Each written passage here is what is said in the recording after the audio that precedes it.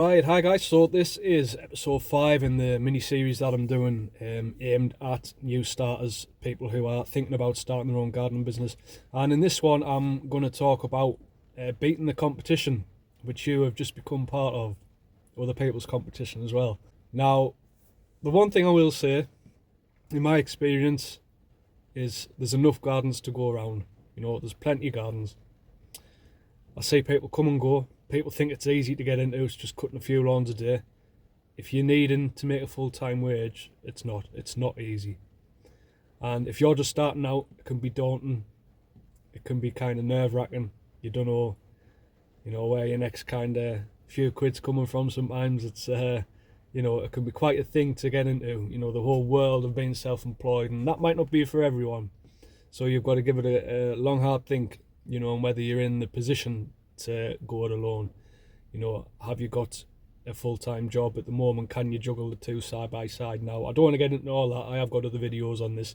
As I say, this is part of a mini-series, and this will all be in one playlist for you to go through, and these are the topics that I think are most important to new starters. But this video is all about beating the competition. Now,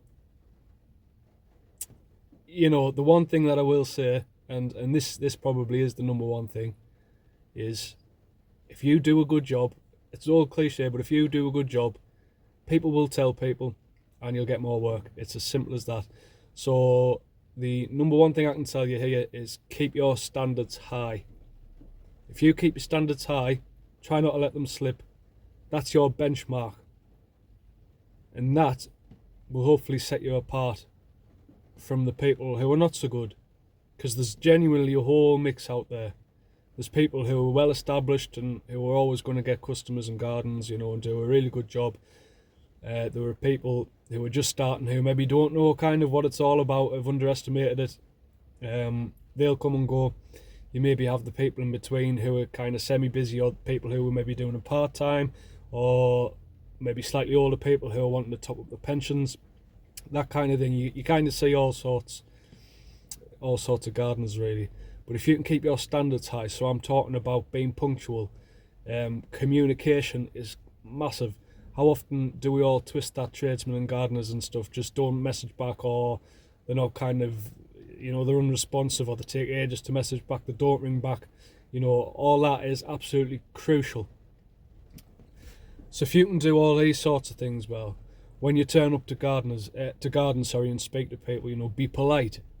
You don't have to be super cheerful, but just don't be miserable. Give them a smile.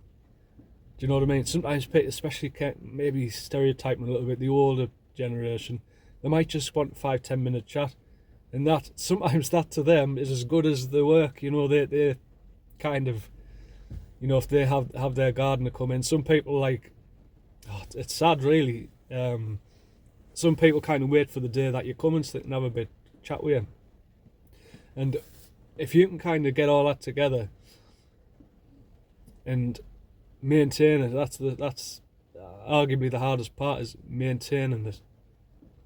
Then you're already ahead of the competition, genuinely. And in the early days, you might have to take on jobs that maybe established people won't take on.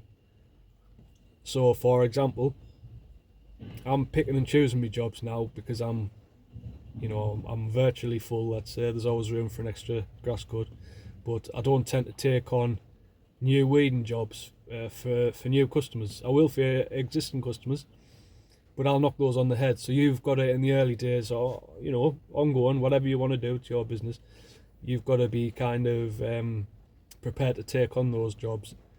And you will want to, because you're going to need money in the early days, and I took every job going in the early days. You've got to. And that will also set you apart.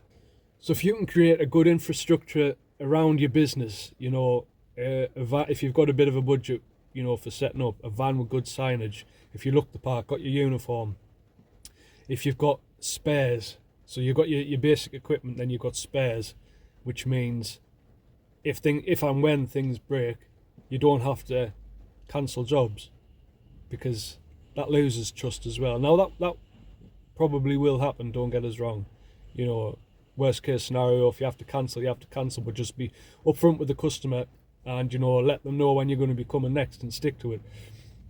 But if you can kind of have all that behind the scenes, so you can just crack on day to day, have contacts in place where you can take your gear to be repaired. You know, all these things kind of come into, you know, running a business smoothly. Now, the most obvious thing really in answering the title of this video is to undercut other gardeners. Do not undercut other gardeners. Please do not do that. It's not a race to the bottom. There'll be cheap people out here charging £10 a grass cut. These people just won't last.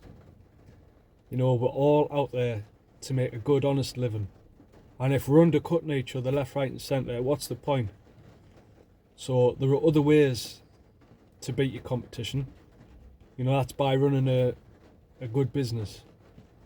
You know, and if you are serious about setting up your own gardening business, I have a website where I'm offering 1 hour chats where you can basically pick my brains and I can pass on all the experience to help you get off to the best possible start. So check that out.